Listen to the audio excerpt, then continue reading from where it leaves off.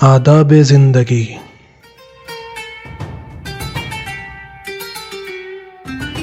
آداب خانہ داری، سفر کے احکام، لباس کے آداب اور بھی دیگر آداب جاننے کے لیے دیکھیے تہذیب الاسلام۔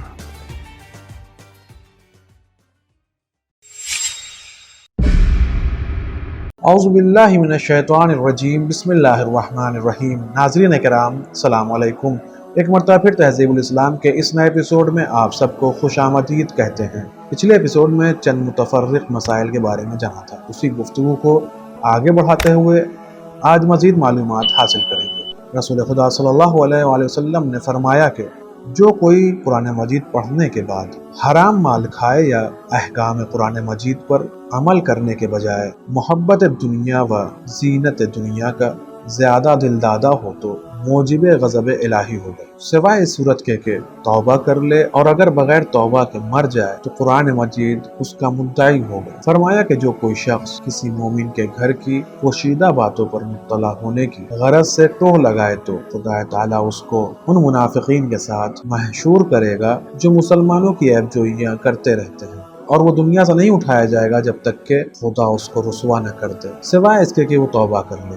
فرمایا کہ جو کوئی خدا کی دی ہوئی روزی پر راضی نہ ہو اور شکایت کرے اور خدا کے لیے اپنی تنگی رزق پر صبر نہ کرے تو اس کی کوئی نیکی قبول نہ کی جائے گی، اور قیامت کے دن خدا اس کی طرف سے خشمناک ہوگا، سوائے اس کے کہ توبہ کر لے۔ فرمایا کہ جو کوئی ظلم سے عورت کا مہر نہ دے، خدا تعالیٰ کے نزدیک وہ شخص بدکار ہے، اور قیامت کے دن حق تعالیٰ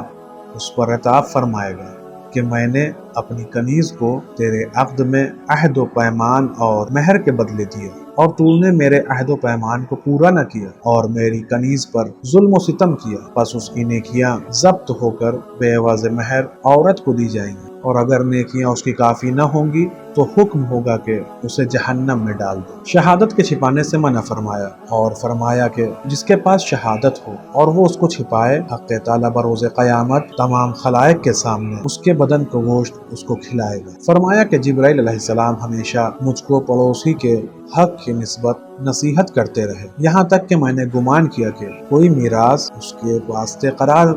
دی جائے گی، لہٰذا مجھے مسواک کرنے کی یہاں تک نصیحت کی کہ میرا گمان ہوا کہ مسواک کرنا واجب ہو جائے گا۔ اس طرح نماز شب کی یہاں تک نصیحت کی کہ مجھے خیال ہوا کہ میری امت کے نیک لوگ رات بھر نہ سویا کریں گے۔ فرمایا کہ جو کوئی غریب مسلمان کو حقیر سمجھے اس نے حق تعالیٰ کی حقارت کی، پس خدا تعالیٰ قیامت کے روز اس کو حقیر سمجھے گا، سوائے اس کے کہ توبہ کرے۔ جو شخص کسی عام مسلمان کی قدر کرے گا، قیامت کے دن خدا تعالیٰ اس سے خوش ہوگا، اور جسے کسی گناہ یا حرام چیز کی خواہش ہو اور وہ خدا کے خوف سے اس کو ترک کر دے تو حق تعالیٰ اسے جہنم سے آزاد کر دے گا، اور قیامت کے دن خوف سے مطمئن کر دے گا، اور جن دو بہشتوں کا وعدہ خدا نے قرآن مجید میں فرمایا ہے وہ اس کو عطا فرمائے گا۔ جو کوئی دنیا و آخرت کے باب میں متردد ہو کر دنیا کو آخرت پر اختیار کرتا ہے، قیامت کے دن اس کے واسطے کوئی نیکی نہ ہوگی جس کے سبب سے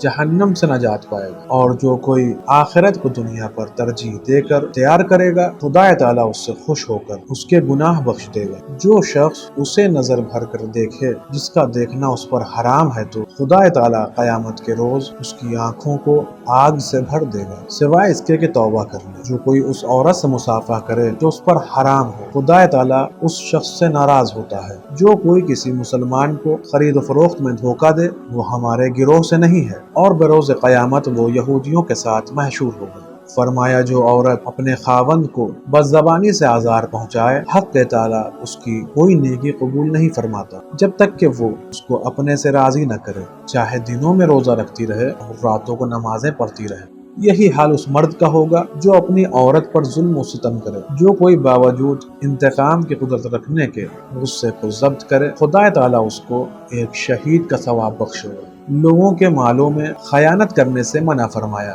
کہ جو کوئی کسی کی امانت میں خیانت کرے اور اس کے مالک کو واپس نہ دے یہاں تک کہ موت آ جائے تو وہ شخص ہماری ملت کے سوائے دوسرے دین پر مرا، اور قیامت کے دن خدا تعالیٰ اس سے خشمناک ہوگا۔ جو کوئی جھوٹی گواہی کسی پر دے، حق تعالیٰ اس کو زبان کے بل سب سے نیچے والے دوزخ میں منافقوں کے مابین لٹکائے گا۔ جو کوئی خیانت کا مال دانستہ خریدے، ایسا کہ جیسے خود اس نے خیانت کی۔ جو کوئی کسی برادر مومن کا حق ضبط کرے، خدا تعالیٰ رزق کی برکت اس پر حرام کر دیتا ہے، مگر یہ کہ توبہ کرے۔ جو کوئی کسی کا گناہ سن کر فاش کر دے، ایسا ہے جیسا کہ خود اس نے کیا۔ جس کسی سے کوئی مسلمان بھائی قرض لینا چاہے اور وہ ادائیگی کی طاقت رکھنے کے باوجود قرض نہ دے تو حق تعالیٰ بہشت کی خوشبو اس پر حرام کر دیتا ہے۔ جو کوئی عورت کی کج خلقی پر خدا کے خوف سے صبر کرے تو حق تعالیٰ اس کو شکر کرنے والوں کا ثواب عطا فرمائے گا۔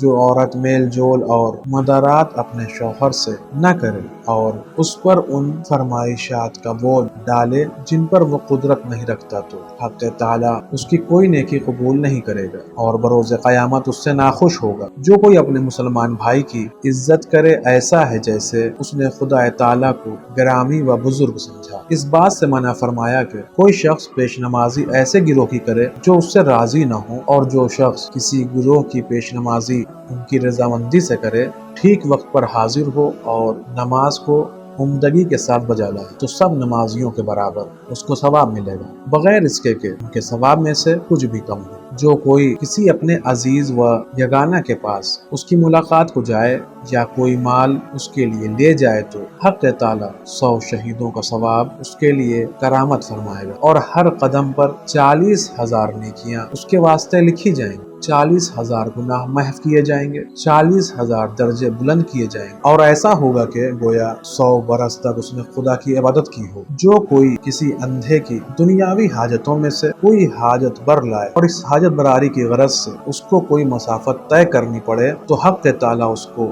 آتش جہنم سے برات عطا فرمائے گا اور 70 حاجتیں اس کی حاجات دنیا سے بر لائے گا، اور جب تک وہاں سے پلٹ کر نہ آئے گا رحمت الہی اس کے شامل حال رہیں گی۔ جو کوئی ایک دن اور رات بیمار رہے اور عیادت کنندگان سے اپنی بیماری کی تکلیف کی شکایت نہ کرے تو حق تعالیٰ اس کو حضرت ابراہیم خلیل اللہ کے ساتھ مبعوث کرے گا، تان کہ وہ پل صراط سے ان کی معیت میں مانند برق کے گزر جائے۔ جو شخص کسی بیمار کی کوئی حاجت بر لانے میں کوشش کرے، خواہ وہ حاجت پوری ہو یا نہ ہو، تو وہ گناہوں سے ایسا پاک و صاف ہو جاتا ہے جیسے کہ اسی دن ماں کے پیٹ سے پیدا ہوا۔ انصار میں سے ایک شخص نے عرض کی کہ اگر وہ بیمار اس کے گھر والوں سے ہی ہو تو آیا کچھ زیادہ ثواب ملے گا؟ فرمایا کہ ہاں۔ فرمایا جو شخص کسی مرد مومن سے دنیا کی سختی اور غموں میں سے کوئی غم دور کر دے تو حق تعالیٰ اسے غم ہائے آخرت میں سے 72 غموں سے نجات دے گا اور بلاہائے دنیا سے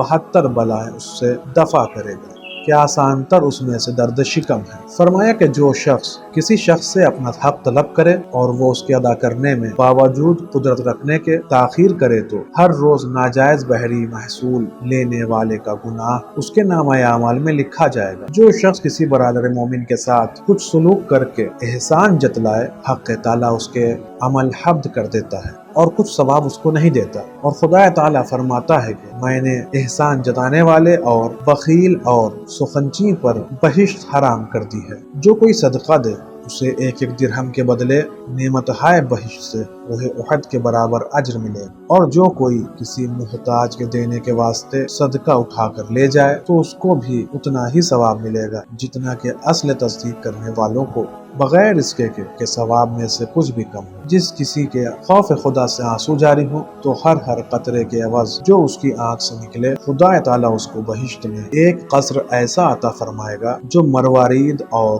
تمام جواہرات سے مزین ہوگا، اور اس میں وہ چیزیں ہوں گی جو نہ آنکھوں نے دیکھی ہوں اور نہ کانوں نے سنی اور نہ خیالوں میں گزری۔ جو شخص نماز باجماعت پڑھنے کی نیت سے مسجد جائے تو ہر قدم پر 70 ہزار حسنات اس کے نامہ اعمال میں لکھے جاتے ہیں اور 70 ہزار درجے اس کے لیے بلند کیے جاتے ہیں۔ اگر اس حالت میں اس کو موت آ جائے تو حق تعالیٰ 70 ہزار فرشتے اس پر تعینات کر دیتا ہے کہ قبر میں اس کی عیادت کریں اور تنہائی کے مونس ہوں، اور جب تک محشر ہونے کا وقت آئے اس کے لیے طلب آمرزش کرتے رہیں۔ जो शख्स रज़ाए खुदा के वास्ते अजान कहे, हक ताला उसे 40,000 शहीदों और 40,000 सिद्दीकों का सवाब इनायत फरमाएगा और उसकी शफाअत से 40,000 गुनहगारों को दाखिल बहिश्त करेगा। तहकीक जो मोमिन मुअज्जिन अशहदु अल्ला इलाहा इल्लल्लाह कहता है, उस पर 70,000 फरिश्ते दुरूद भेजते हैं और उसके वास्ते इस्तग़फ़ार करते हैं और क़यामत के रोज़ अर्श इलाही के साए में रहेगा जब तक कि हक़ ताला खलाइक के हिसाब व किताब से फारिग हो। और अशहदु अन्ना मुहम्मद रसूलुल्लाह कहने का सवाब ऐसे ही 40,000 फरिश्ते होंगे। आज के इस एपिसोड में बस इतना ही। इंशाअल्लाह अगले एपिसोड में फिर मुलाकात होगी। तब तक के लिए शुक्रिया। खुदा हाफिज़। सिदरतुल मुंतहा।